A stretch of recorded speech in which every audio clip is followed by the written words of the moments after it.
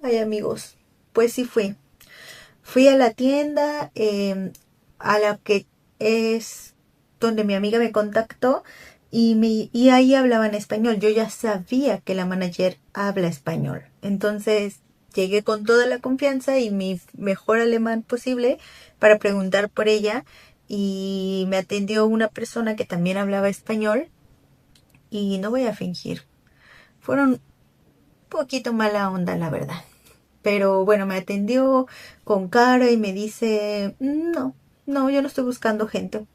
Y yo le dije, es que como habían pasado mi CV y yo recibí una llamada y ya no me contestaron, pues creo que era un conmutador, era de tal tienda, ¿no? Y me dice, pues ese está enfrente, porque aquí no. Y yo, bueno, gracias. Pues estoy buscando trabajo, les dejo mi CV y el chico que ni siquiera era el manager me dice, pues no, no estamos buscando. Y yo, bueno.